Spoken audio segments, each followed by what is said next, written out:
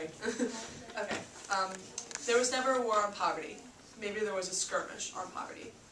Andrew Cuomo says it best, that our country claims to have fought and be fighting poverty, but then why are there approximately 40 million people, 1 in 8 Americans, living below the federal poverty line?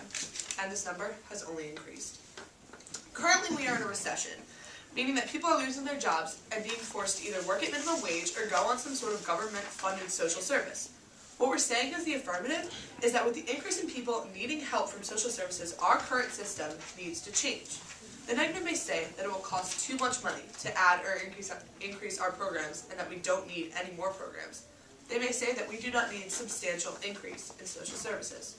But with the substantial increase in unemployment and poverty, the social services that help Americans need to substantially increase as well.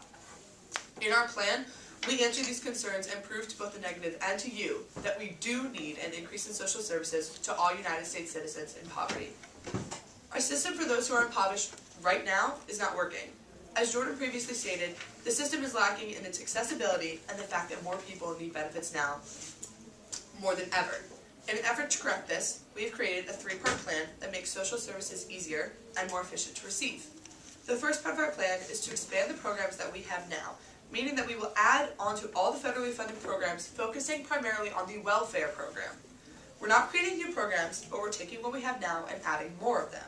It isn't making a whole new program, but increasing what we already have. We're not redoing the whole welfare program, we're just adding more people to the welfare program and expanding it. And that goes for all the poverty programs under welfare, like TANF, SNAP, Head Start, and Medicaid, and other major programs that benefit the most people. The second part of our plan is to localize accessibility for these programs. As we said before, most of the programs are received by sending something in the mail, going on a website, or calling a hotline. Well, if you're impoverished, how are you going to gain access to the programs if you have no access to stamps, a phone, or a computer? What we propose is getting more people out there to go to these people who do not currently have access to benefits and help them get these benefits. Going to homeless shelters or setting up booths on the street and getting the word out there that there is help and that help is coming to you. We make these programs more local and more accessible, and then more people will get the benefits and get back on their feet. What we're going to do is have one central location where someone can apply for any federally funded social service that they need.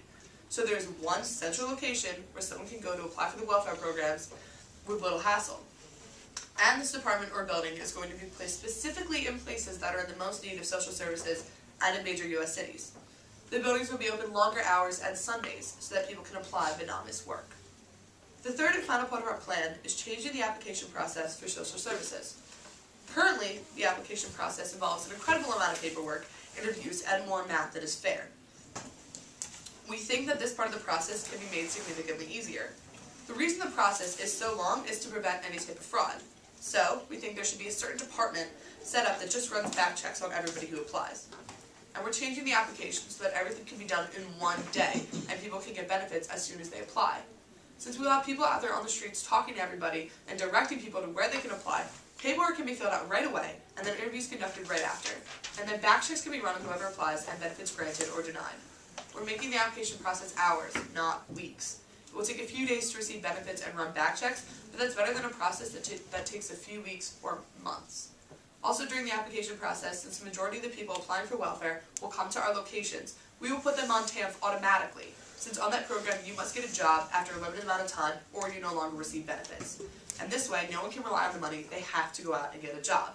So we will automatically put them on TANF and then add on other programs as needed. We expect to be attacked on a few things on our plan, the first being the issue of money. How will we afford it? Yes, we will need to pay for this by increasing taxes. However, since we're increasing the programs, and then we need to hire more people to be at these locations and be out there helping, then we're paying more people. And we're creating more jobs, which leads to more spending, which then helps the economy. It's a trickle-down effect. We add more programs, we hire more people, we pay more people, they spend more money, and the economy is boosted as a result. In fact, we could hire those in poverty who need jobs, and that would be helping them out directly. Our plan is practical and desirable. As we've said many times before, the current system isn't getting the job done. More people are in need of social services, and that's not even counting those who haven't gotten it yet. Our plan gives more people the opportunity to receive benefits and get back on their feet, get jobs, get homes, get food, spend money, and contribute to the economy.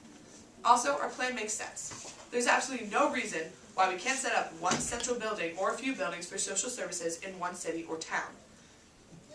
Because then we will need to hire more, and that creates jobs. So what it boils down to is that we're increasing social services, and then we're increasing jobs by getting more people on TAMP and by getting more people to work for the government, and then we're helping the economy. With our plan comes a lot of positives. By creating these central buildings that give more people social service benefits, there are more people making sure that those receiving the benefits are legitimate and going out there and getting jobs. With the increase of those in need and the existence of those who are already in need, we have to make sure that our programs are helping everyone possible and reaching as many people as possible. By placing the majority of those in poverty on TAMP, they are going out and getting jobs and adding to the economy, which is what everything comes back to in the end. Increasing social services is helping the economy, and that really needs help. Thank you.